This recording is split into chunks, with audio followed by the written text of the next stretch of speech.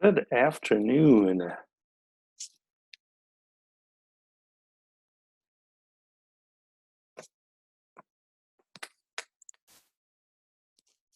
All right. Oh, sorry, got a little off track here. A little late start today. I was gonna make some notes, that's right, about the plan. What is that marker? All right, let's refresh like we've been doing, refresh our mind here, memory with the schedule. We are working on, we have one last homework assignment, 17, 4, and 5. So we can take some questions on that today. I just posted the last 17.6 video. Just posted that a couple minutes ago. So that's down on the bottom there. That one's a doozy. So we're gonna hopefully do some examples today from 17.6, but we won't probably do that some from that last type there. I did post some extra examples, which we can do today too, but I'm sure your focus will be the homework 17, 4, and 5 for today, and that is okay. The 17.6 is if we have some time. And then we're gonna talk about 17.6 and 7 on Thursday, and then we'll have that homework due. And 17.7 and 17.8, I know it seems like we're rushing those at the end. They're basically three-dimensional versions of Green's theorem. So it's no new type of integral, no new thing like that. It's just two different versions of something that will be equal. So think of them as three-dimensional Green's theorem. That's 17.7 and 17.8. Okay, so I feel like I'm doing this every time, but sometimes people have questions. So any questions about timelines, what's due, what we're gonna be working on? Any questions about that? Get the chat window up here.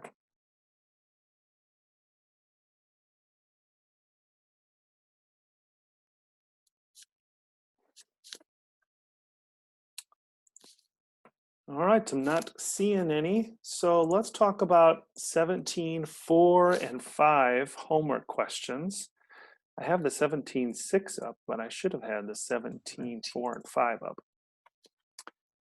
All right, so let me get that up. Who wants to get us started with a homework question?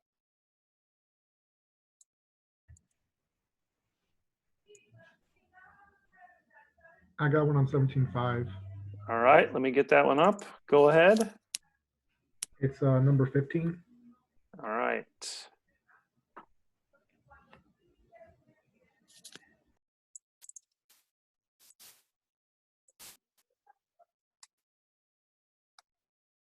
Find the divergence. So my guess is here on this one, it might be just the way that it's written, maybe? Is that what got you like hung up? Yeah, it's kind of like throwing me off. Yeah. And then I checked the answer on the back just to like see where I'm going with this. I'm like, wait, how'd you get that? What? Yeah. Right. So the key here on this one is, oops, that 1 plus x squared plus y squared is really under each of the components. And so if you want to write it out, here is the complete vector.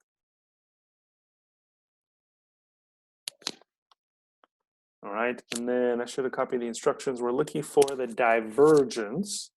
So you've got some notes for that, I'm sure. Let's double check here, our 17.5.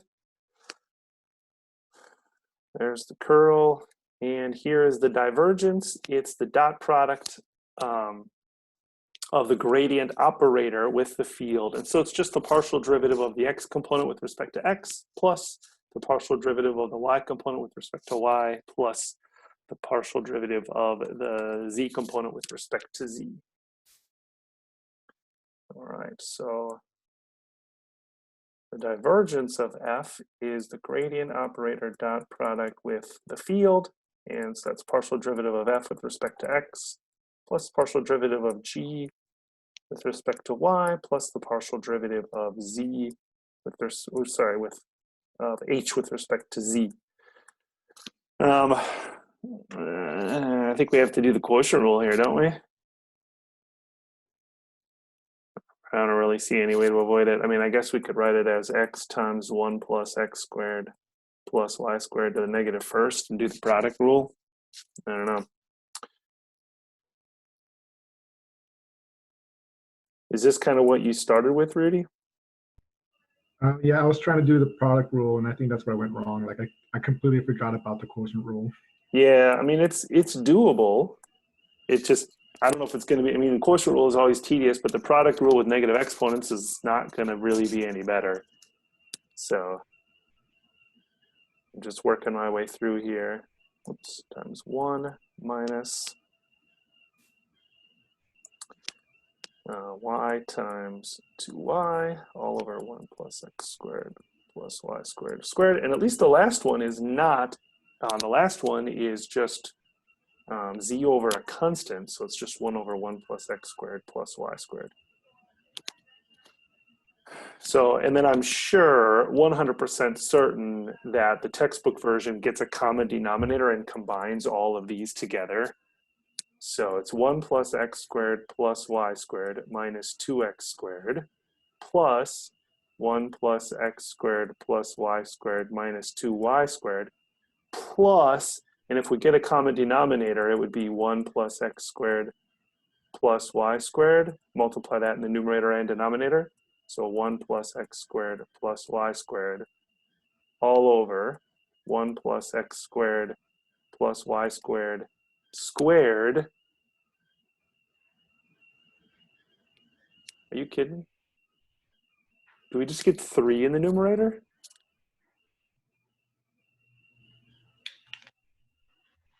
Right?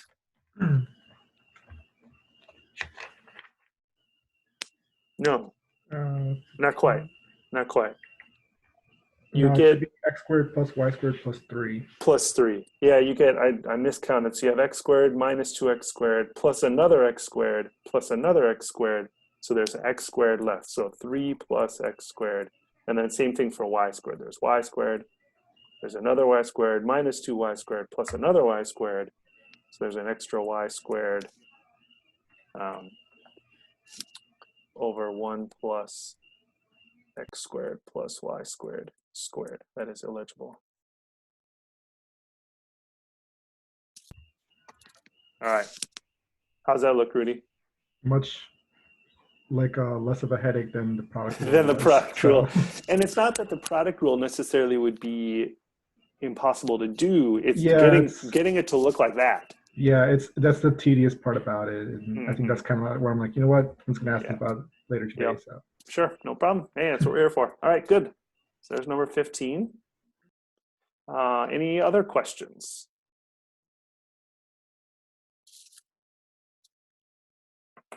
I can open up 17.4 also.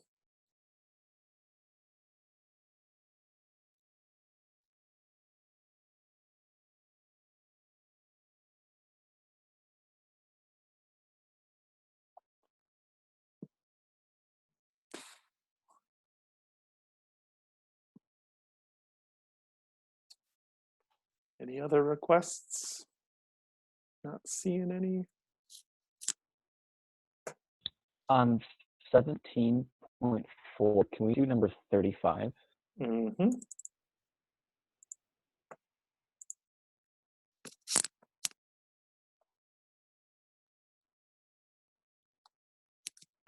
Figured out this new trick when I'm looking for screen. I did it accidentally. When I'm doing all these screen snips, I got like this little purple button. When I press it, then it's like taking a snip, and then I can go.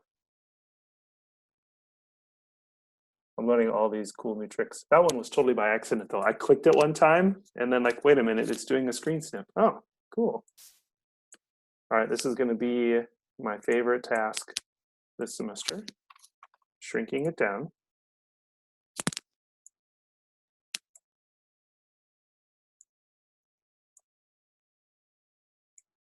All right, so we're gonna find the line integral, but we are not going to compute it as a line integral. We're going to use Green's theorem. This one is a little sneaky because it's in differential form, And if you recall, there are two forms of Green's theorem. So we need to know, wait, which integral am I doing? Which double integral am I doing? I need to know, is this the circulation form or is this the flux form? So you want to make sure you have those clearly labeled in your formula sheet. Let's see, we had, I think it was minus something dx, so that must be the flux form. Yeah, f dy minus g dx. So let me do another snip here.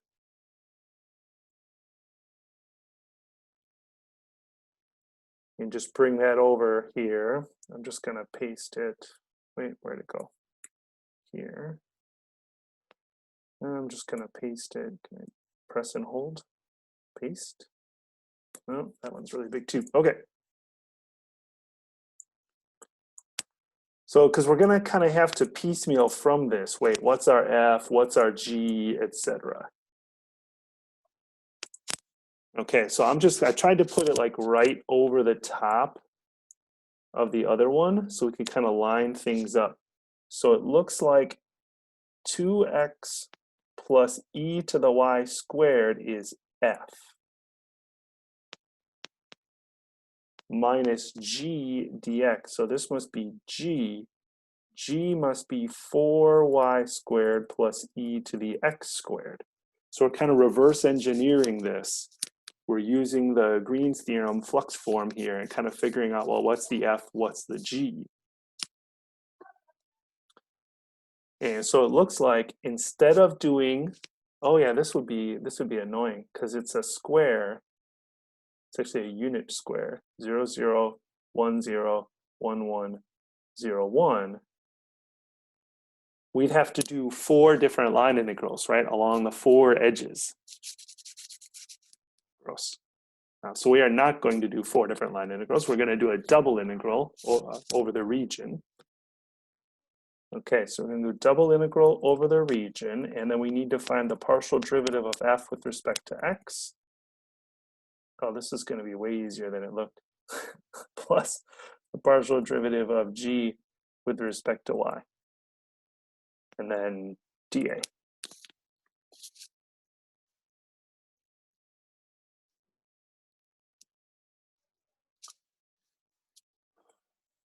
I forgot to ask you, Max, like if you just needed help getting started or if you had an idea and then got stuck. Like, what are we thinking so far?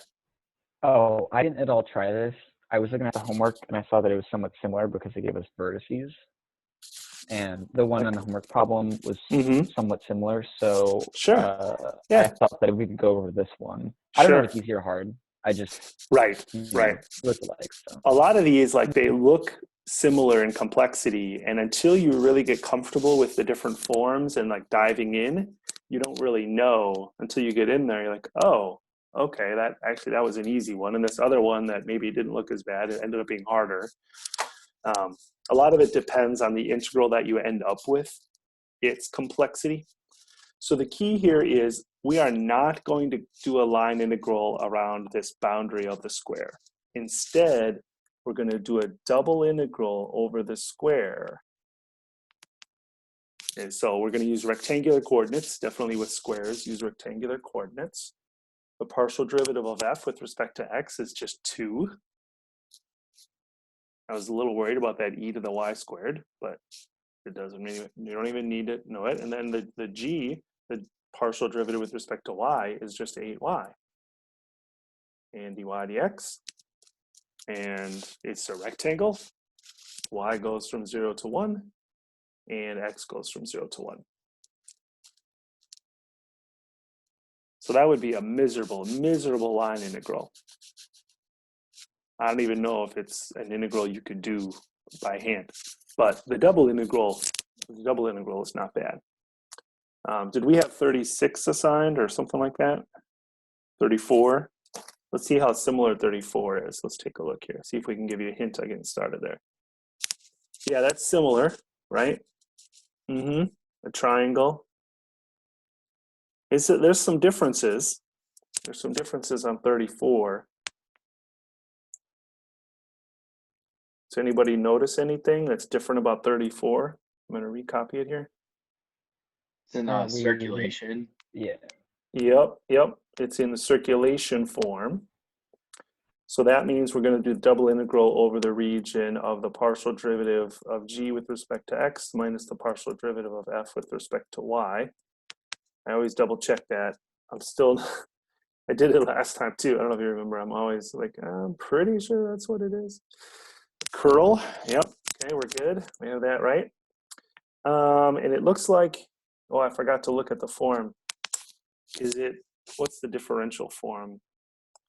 Let me double check here. We were just there. Go back. It is f dx plus g dy. F dx plus g dy. So f is equal to 1 over 1 plus y squared, and g is equal to y. F dx plus g dy. And then the region's a little bit different as well. We are 0, 0, 1, 0, 1, 1. So we're this triangle right there. So that's the region that we're going to integrate over. And that's a pretty simple region. This is just the line y equals x. And so you can set up a double integral over that.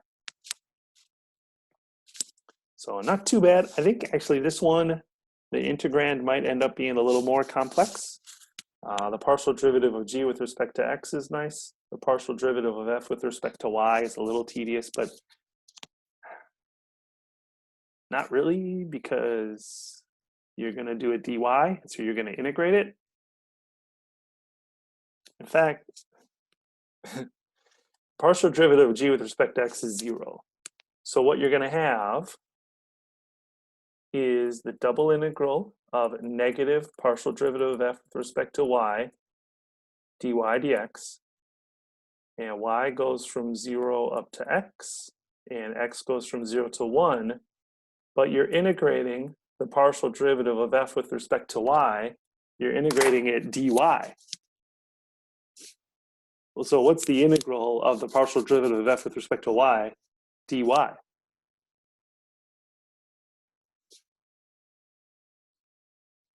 Does anyone know what I'm hinting at?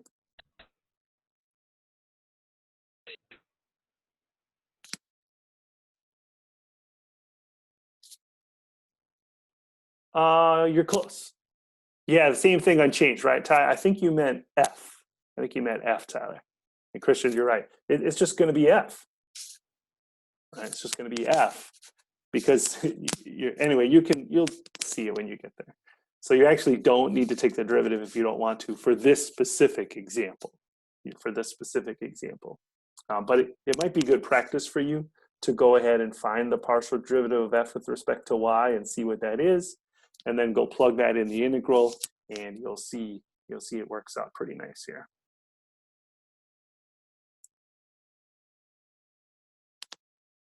Yeah, whenever I have like the vertices there, that means, oh no, I'm splitting my curve up into sections. And so doing a line integral means I have to do like multiple line integrals. I'm thinking, please let it be closed so I can do Green's theorem. And I can do the double integral over the region instead. So that's kind of what I'm thinking there. On the test, we are likely to have something like that without the use Green's theorem.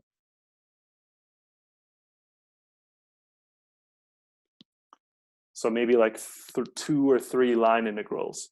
And some of them you're like, well, I have the path, maybe I'll just do the line integral. And other ones you might say, well, hold on, this is closed. Maybe I can use Green's theorem. Which form is it? And kind of hoping that you are flexible with that to recognize. So have your formula sheet. Don't just write down everything. Make sure it's organized. You know where everything is. It's labeled. You're able to find stuff. You know, make sure it's nice and neat and organized. All right. Hopefully that, I think you'll be good on 34 now, Max. Hopefully that all was a good help. Other requests? Any other requests?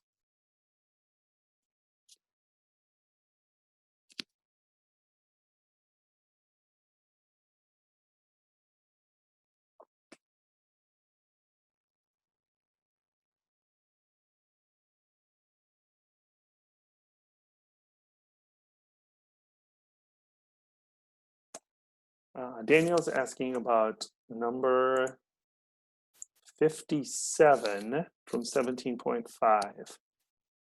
Oh, that makes me nervous. That's a really big number. Oh, it's in the explorations and challenges section. Oh no. All right.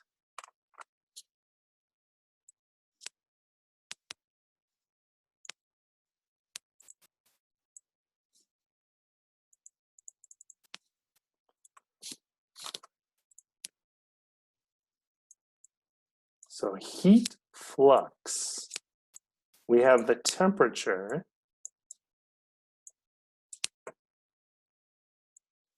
And this one's kind of, there's some new information here. So this is like a special case. Suppose a solid object in 3 dimensions has a temperature distribution give, wait, no. Yeah, 57, yep. 57, so there's its temperature distribution. Sorry that it's kind of small. I had to, I'm gonna rewrite it here a little bit bigger for those. I heard from one student who was having Wi-Fi issues and was having to watch videos on a phone. Can you imagine? It's not bad, not good. So I'll try to write a little bit bigger. The heat flow vector field is negative K gradient of the temperature function, where conductivity K greater than 0, so property of the material. Note that the heat flow vector points in the direction opposite to that of the gradient, which is the direction of greatest temperature decrease. The divergence of the heat water vector is, okay. Compute the heat flow vector field and its divergence for the following temperature distributions. All right, heat flow vector field will be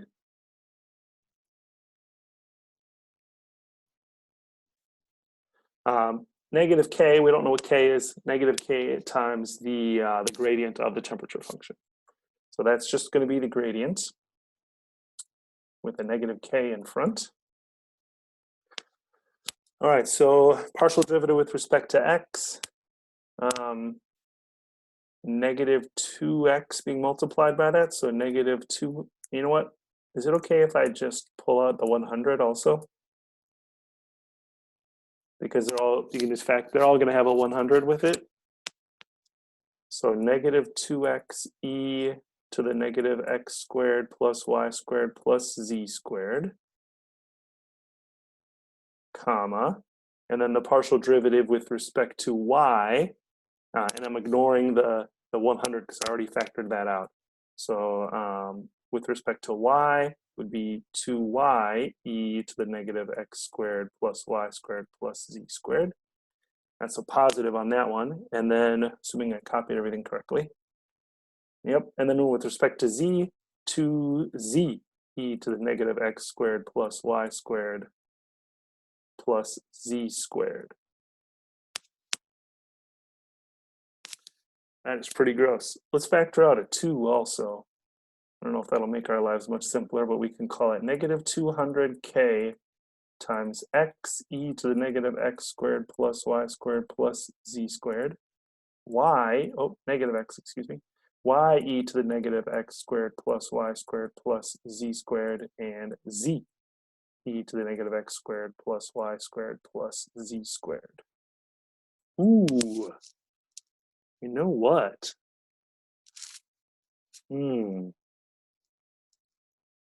You notice how they all have that exponential function in there? So we could factor it out, which might not seem like a big deal, but I think we have a theorem about, oh no, I was gonna say derivatives, but it's not derivative, it's the gradient. No, I don't think that's gonna be useful.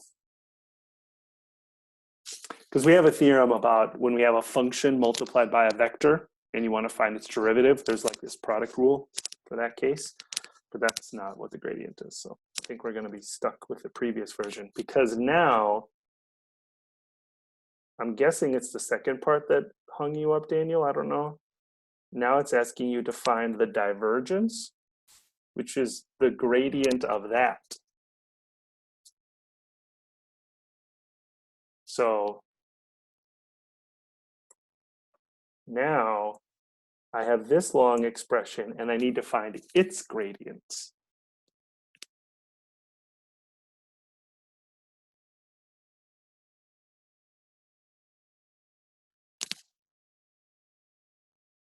And unfortunately, each of those partial derivatives is a product rule.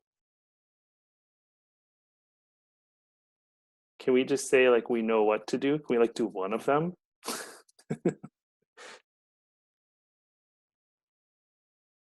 So it's the partial derivative of the first one with respect to x, and then the partial derivative of the second component, the y component with respect to y.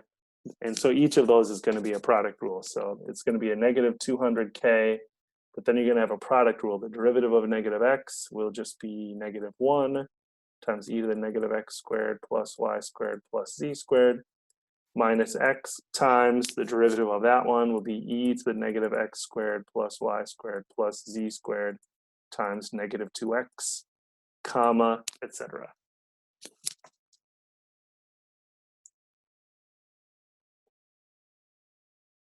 I feel like each individual component in this is not conceptually that challenging. What I mean by that is this is a crazy amount of work, but you know how to do the gradient, and it says this field is some constant times the gradient of a function. It's just the gradient of a function. You know how to do that. And then the divergence of a field is the gradient operator dot product with that field. And so that's just the partial derivative of the f component with respect to x, the partial derivative of the g component with respect to y, the partial derivative of the h component with respect to z. And so all you have to do is do the gradient of that previous thing you just found. It's just that in this particular case, they're very tedious. Did that clarify for you, Daniel, what was needed there? Or where you got stuck? Or okay. Good, good.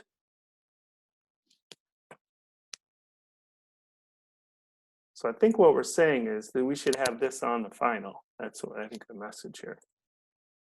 And you have to do it all completely correctly and make sure it's simplified.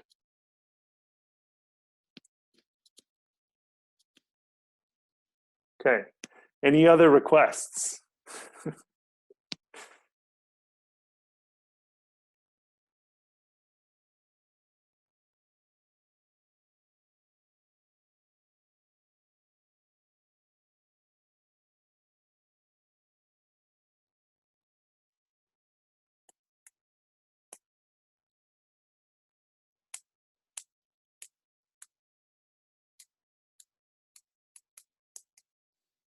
I'm not seeing any more. I keep feeling like we're having the same conversation. Did I tell you my update about fall?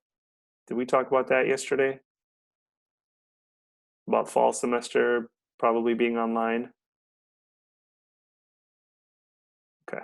All right. Let me know if you have any questions. For those who might have missed it, I had a meeting with my dean on Friday, like a planning meeting, and it seemed pretty clear that the math classes, at least, will probably just be online because if there's any kind of social distancing limitation, it's kind of impossible for us. Maybe just come to campus for tests or something like that. I don't know. So nothing set yet. Probably in June they'll make a call, would be my guess. They'll want faculty to be prepared. All right, so I think I'm looking at 17.4 and 5 practice. Looks like we did all of the Green's theorem. And so we didn't do any 17.5 divergence and then curl. So divergence, again, we were just doing those in 17.5. The divergence is the gradient. Wait a minute, did we? Ooh, it's the gradient operator, not the gradient of, hold on, where's that homework question? Where did that go?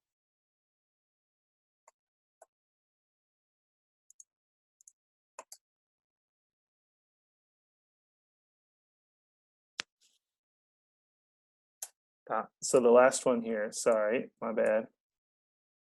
You actually need to add those together. That was for 57. The divergence, you end up with a switch with a function.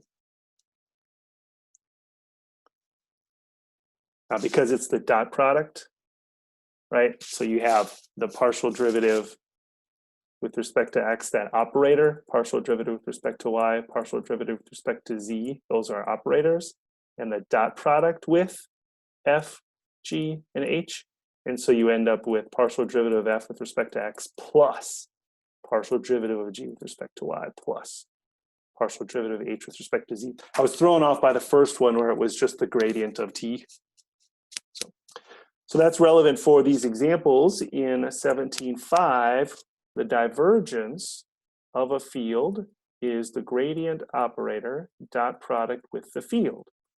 It's the partial derivative of f with respect to x plus the partial derivative of g with respect to y plus the partial derivative of h with respect to z. And that is the divergence. That's on page 155 of your notes.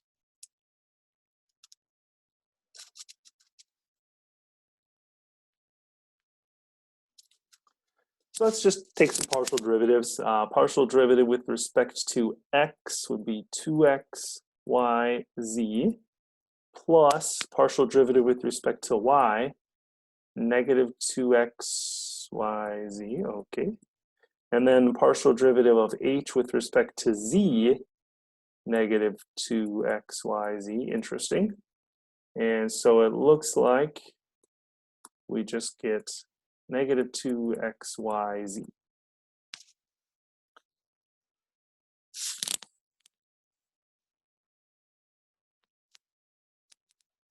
So the divergence here, 17.5, we're not going to have a question that explicitly says 17.5 on the final.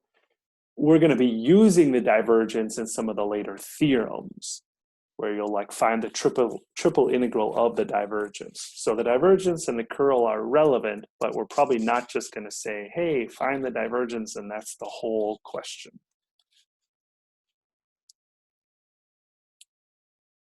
All right, okay, that's good.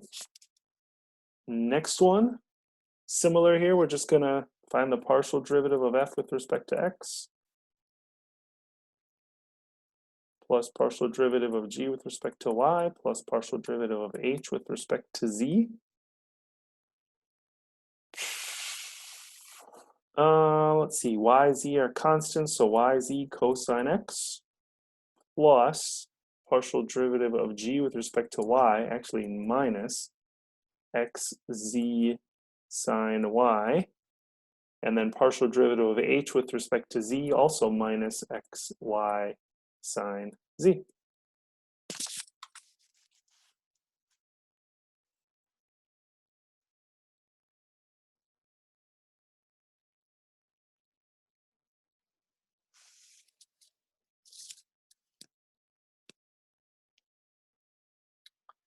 So divergence, not too bad. Find the partial derivatives of each component of the field with respect to its respective variable, and then add them together.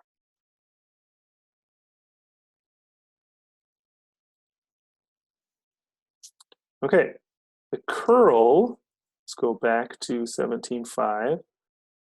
The curl seems innocuous enough. It is, instead of the dot product of the operator, it's the cross product of the operator with the field. Doesn't seem like that big of a difference, but it is. The curl is that same operator and the cross product with the field. So for this case, it's I, J, K, we're doing the cross product here, and then it's the partial derivative with respect to x, partial derivative with respect to y, and partial derivative with respect to z. And then it's the components of the field, 3xz cubed e to the y squared, 2xz cubed e to the y squared, and 3x z squared e to the y squared.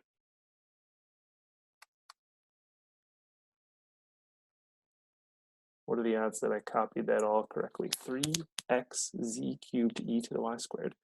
2xz cubed e to the y squared. 3xz squared e to the y. Okay, that looks pretty good. Okay, so far so good. But then you remember, wait a minute, cross products are like, you have to like cover stuff up and then do all that. Oh yeah. So I'm gonna go over here to the left. I times, and then I'm gonna just, I don't know how to do this. Normally I would like, on the camera, I would just like cover it with my finger. But we're covering the first one here, right? So we're covering this. And so we're gonna go here and here. So that's the partial derivative with respect to y of 3x z squared e to the y squared. That's 3x, oops, I didn't mean to switch to red. 3x z squared e to the y squared times 2y minus, and then the partial derivative with respect to z, so that's 2x times 3z squared e to the y squared.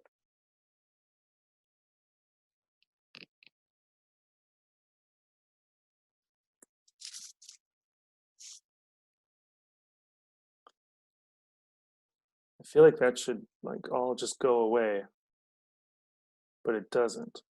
It's like teasing you. There's a 6, there's an x, there's a z squared, there's an e to the y squared, and then there's a 2y in the first one, or a y in the first one. Okay, minus j, and then the same kind of thing here, trying to erase my highlighting. And then, so it'd be partial derivative with respect to x, 3x z squared e to the y squared, minus partial derivative with respect to z, 3x 3z squared e to the y squared.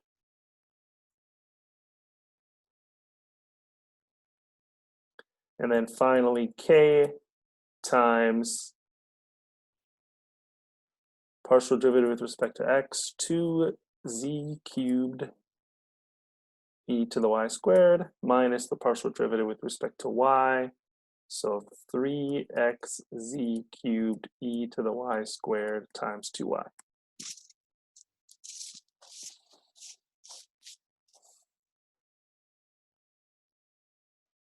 It's a good thing we are not collecting donut points anymore. There's probably 4 in there somewhere. There's a lot of details.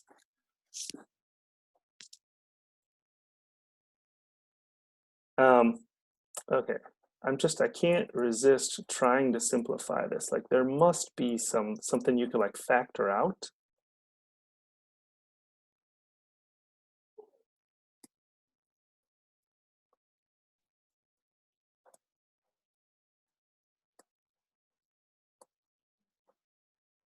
Ooh, that one kind of combines. Those are like terms.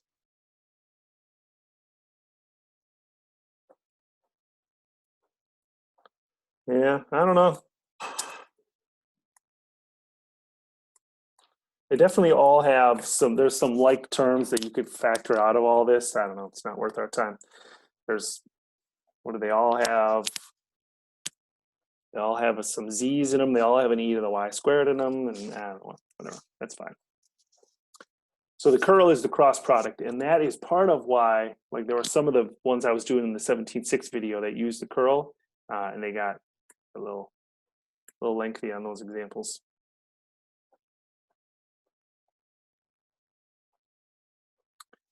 And again, divergence and curl, there's some questions in the homework for you to compute those, but generally we're learning them because we're going to use them in the last 3 sections. Okay, there is a formula. I don't use it. I just do the cross product every time, but there is this formula that I suppose you could use if you wanted to instead. I just do the cross product every time. maybe that's less efficient. I don't know. It's less for me to remember.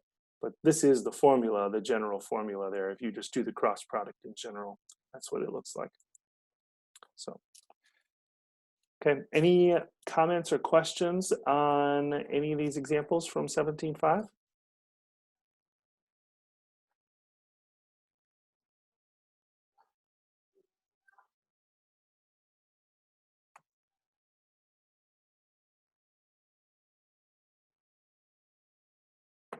Okay, all right. So I have a couple of things from 17.6 that we can do. I thought I would start with not the integrals, but kind of the logistics. Remember line integrals? We first had to figure out how do we parametrically describe the curve. Well, if you haven't watched the 17.6 videos yet, the beginning of 17.6 is, okay, what if we have a surface and we want to parametrically describe the surface? The only way to get the whole surface is you have to have it depend on two variables. If you have a curve, you could have it depend on t, one variable, but the only way to get a surface is to have it depend on two variables. So it's a parametric description. So the first couple of examples are just to try to get a parametric description where it's an R. Think of it like that R. What I mean by that is, we did this kind of when we had curves. R is the vector from the origin, and we consider the surface to be the set of all the terminal points. We did it when we had a space curve. The terminal points were the curve. Here, the terminal points map out an entire surface. You can't map out an entire surface with a single variable. You need two. So we're going to try to figure out a way we can get x, y, and z all to depend on two variables. So we have a cone here, z squared equals 4 times x squared plus y squared, and z is between 0 and 4. I wonder if it would be valuable to get a picture of that.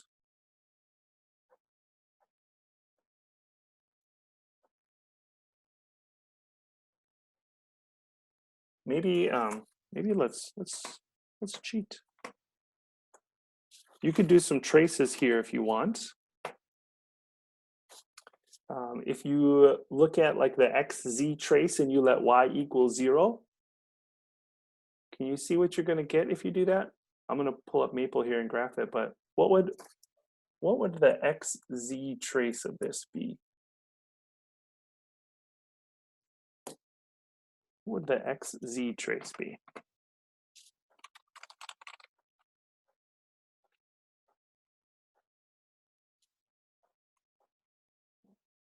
Sorry. Any ideas? Or maybe to give you, why don't you work on it? I'm gonna get this graph up so we can see what it looks like.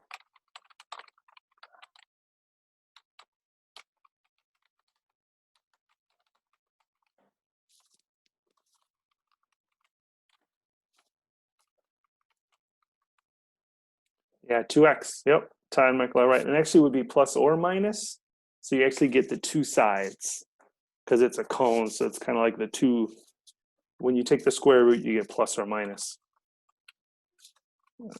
Yep, that's exactly right. And if you did the YZ plane, you'd have Z equals plus or minus 2y. Let's see, I think I'm doing, it's actually a quick Maple graph here.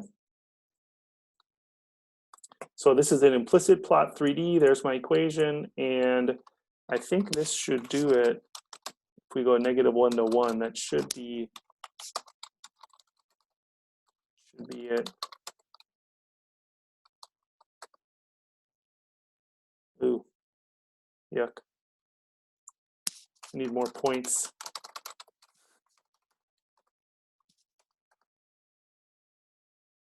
Not much better.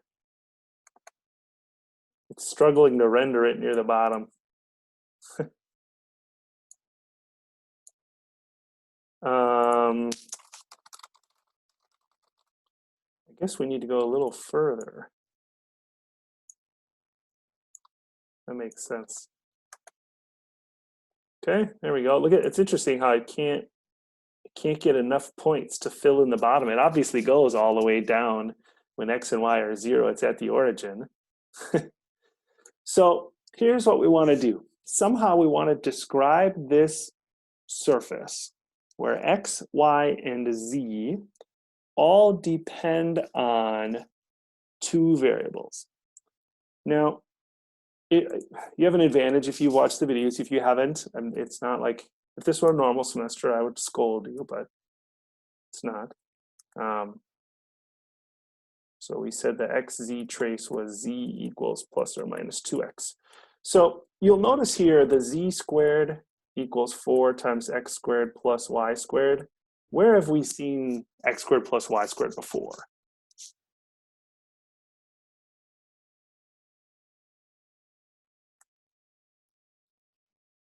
Polar, right? Daniel's right. That looks like polar coordinates, right? X squared plus y squared looks like polar. And so we know x squared plus y squared equals r squared. Well, if we did that substitution, then z squared would be 4r squared. And yes, z would then be plus or minus 2r.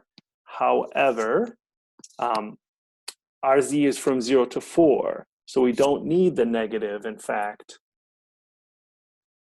z is 2r.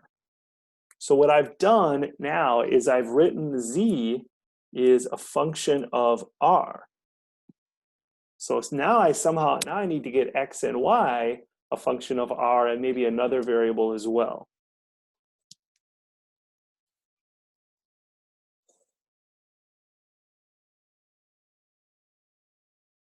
So the z value is always going to be double whatever the radius is.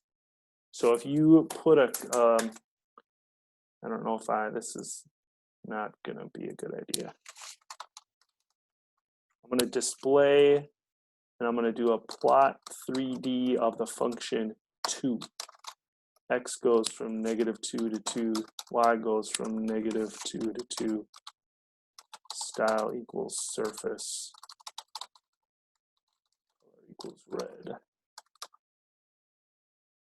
Okay, if this works, okay, all right, there's my z equals 2.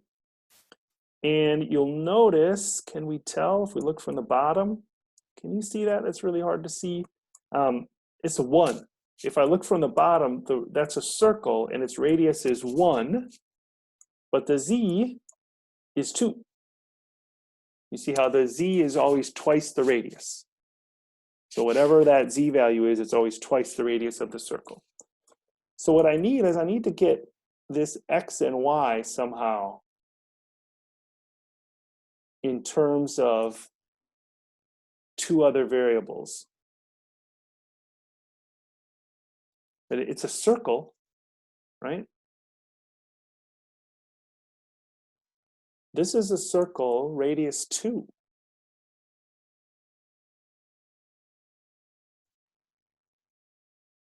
That's just that particular z. Well, what's the other polar stuff? X equals r cosine theta, y equals r sine theta. Well, now I have x and y in terms of r and a second variable theta. Given a specific r, the z value will be fixed and the x and y value will go around the circle given that specific radius. When r is 1, z will be 2, and it's a circle radius 1. When r is 2, z will be 4, and it'll be a circle, what did I say when r is 2? When r is 2, z will be 4, and it'll be a circle radius 2. So we, in fact, have defined this entire surface. So here's what we're going to do.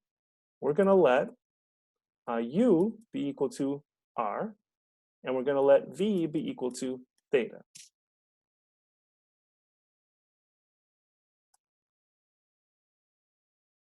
So the surface then becomes r of uv will be the x component, which is r cosine theta, but we're going to call it u cosine v. The y component, r sine theta, so u sine v. And then the z component was 2r, or 2u. And that is a parametric description of the surface. Most parametric descriptions that you will see will simply be manipulating, it's really cylindrical coordinates here, really. It'll be like manipulating cylindrical or spherical coordinates. That's what most of the parametric descriptions will become. There are some exceptions, but you'll see that.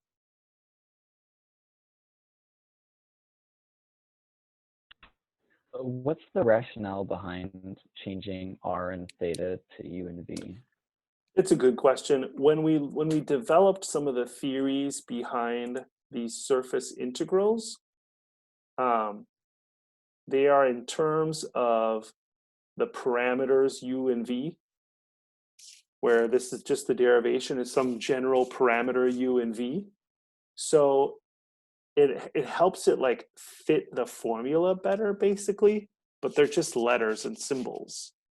So you could kind of do the substitution the other way.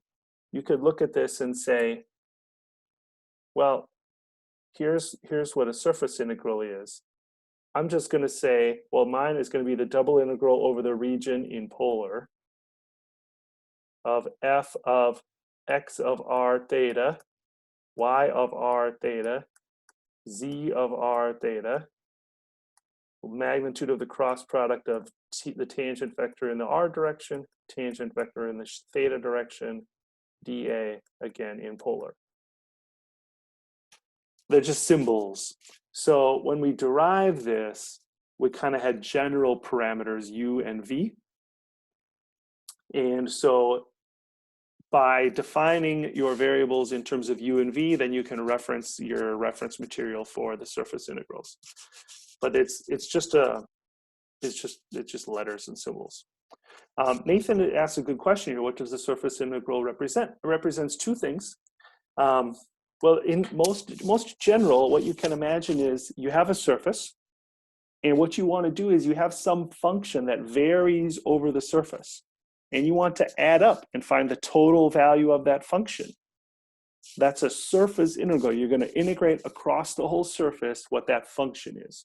Now, to your point about area, if the function value is 1, then when you add up the ones over the entire surface, yes, you get the area.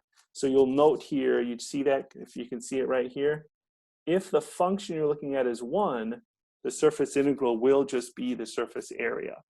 The most interesting examples were the video that I just posted. No one's watched it yet, so don't feel bad, because it was like 30 minutes before class or something. But was this example about the surface integral of a vector field, and it's about like how much of something is flowing through a surface. That's what's most interesting. So this example that I ended with was, suppose you have some surface. Yeah, Christian, it's up. It's under the content tab now. I haven't linked it on the homepage yet, I think. But you have a hemisphere, and you have some fluid flowing through the sphere according to that vector field. And you want to know how much total mass is flowing through this surface. So imagine, like, reminds me of, we ordered all the, we did an Instacart just to limit our going to the grocery store. And some reason they brought high pulp orange juice. We like 0 pulp. So we got this like mud. So I had to strain it. So I had to pour it through a strainer. And as I'm pouring it, like the fluid is going through the strainer. And it was kind of interesting. I was like, oh, that's like a fluid flow kind of through a surface. So what you can do is you can find the total flow that's passing through that surface. That's a flux integral. It's the flow across the surface. So surface integrals on, almost was going to say on the surface, but by their definition, you're adding up the value of some function that's varying over a surface. You can use them to find the surface area just by letting the function equal 1. You can find the total mass of like think of an inflatable ball, and you have this wall. It's just like a thin wall, and so you have this sphere. If you know the density of the ball, maybe it's not constant, you can integrate that density over the sphere to get its mass. We also do an example where you have a sphere and you have its temperature. The temperature at any spot on the sphere is given, and you want to find the average temperature. So you add up and get like the total temperature of the sphere and then divide by its surface area, and that gives you the average temperature. So it's most generally adding up some function over a surface. It is not just the surface area, but you can use it to find the surface area. Does that answer? That was a long answer to your question, Nathan. Does that help a little bit though? At least give you an idea? Okay, excellent. Excellent, excellent. Yep, and there's 3 videos here, and they are not, I think they're all at least 20 minutes. So be prepared. Let's see here. Where were we? Oh yeah. We were going to try to parameterize this. It's all Max's fault. He asked about why we're using U and V. That got me off track. Well, then Nathan asked a good question too. I apologize, Max. It's your fault and Nathan's fault. Okay, so let's do another one here. We have another 3-dimensional surface, and we're going to try to parameterize it. Y squared plus z squared equals 36. Oops, I'm gonna write again. Y squared plus z squared equals 36. So x is free. So this is a cylinder in the x direction. And it looks like x goes from 0 to 9. And then it's like trying to draw one the same size.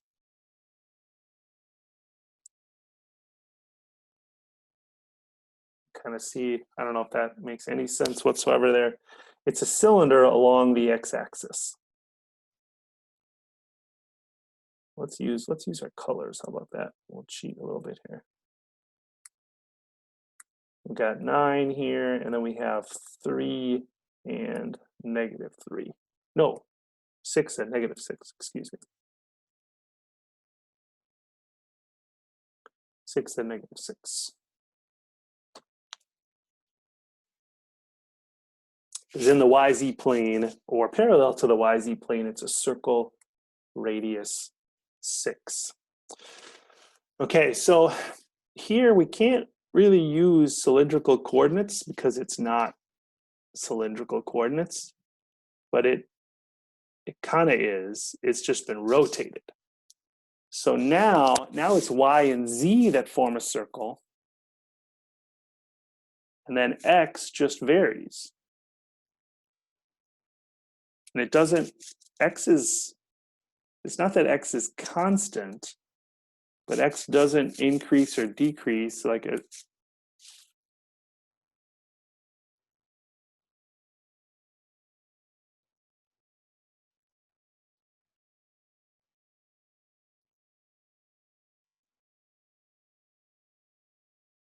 Yeah, it's just like x is increasing, and then it's still the circle as you go around. So I wonder if we even have to think about that. We have to incorporate that x going from 0 to 9 somehow. But I think with the y squared plus z squared equals 36, you're thinking x, but see, x is not, I think you're making it too complex, Michael. I like the idea. So Michael is thinking 9 u cosine v u sine v. The problem here is that x is not always 9. It ends at 9, but it has to be able to vary from 0 to 9. And then the radius of those cross-sectional circles actually doesn't vary. If you slice that at any point, what's the radius?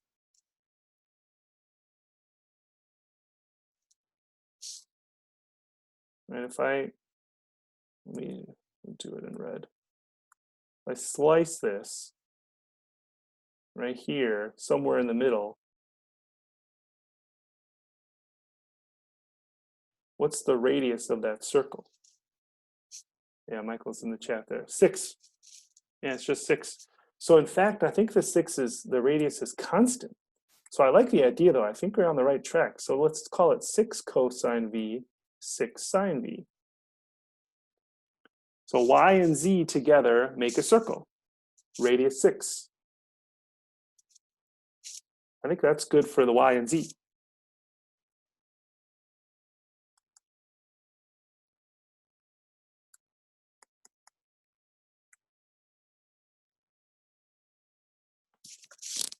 Well, it's interesting. We only have one variable now, one parameter. So then x, we just want to let vary. So kind of to Max's point, like why switch to u and v? It's really no point. But I'm just going to call it u, where we're going to let x be u, and we're going to let kind of like theta be v, kind of. Right? It's the circle radius 6, 6 cosine theta, 6 sine theta will get us a circle radius 6. But then u, I just have to vary. Ooh, I forgot about something on the previous one. We're going to finish this one up, but we are missing some details. I will clarify in a second. So I think that was a great start, Michael. And what I would encourage people to do is to just put something like that down. You just put it down and then kind of test it and see if it gives you the surface that you need. You can just kind of like think it through in your head. So you're right. We need to know the bounds on u and v. And we needed to do that on the previous one also. So Michael's right. U would go from 0 to 9, and we do want to include the bounds. You can't. It's hard to type a less than or equal to. So I'm sure that's what you meant. And then v, we only want to go around once. We don't want to spin around. So we would go 0 to 2 pi. So that would be the complete parameterization of that. For each component, do you want us to state its bounds to Yes. clarify where it stops? Okay. Yes, because what we're eventually going to be doing is we are eventually going to be double integrating du dv, and we're going to need these bounds 0 to 9, 0 to 2 pi. So whenever we parameterize it, we do need to put the bounds in. Yep. So we're only interested in parameterizing it so we can do a surface integral. And so you need the bounds for the surface integral. So that's what I forgot on the first one here. We need to get the bounds for that one too. I'm going to leave this one up here so you can see. But why don't you go up to the previous one and see if you can figure out what those bounds would be. And that'll be it for today. And then I have to have a coffee, and I have an hour-and-a-half meeting where I have to take minutes.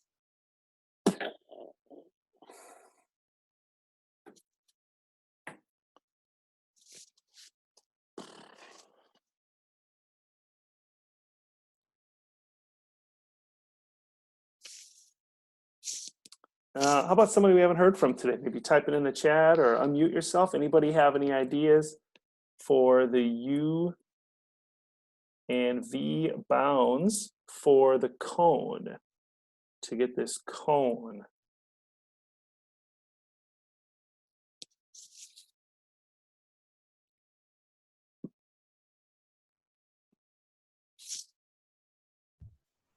Would V just be 0 to 2 pi?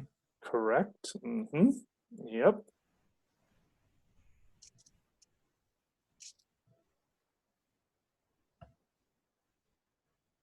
Ooh, the U is sneaky.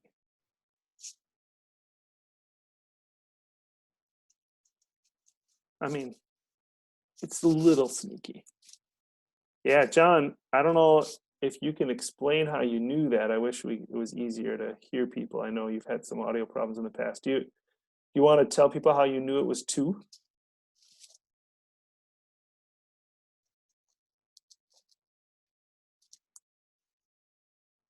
because that's it. You nailed it. That's exactly it.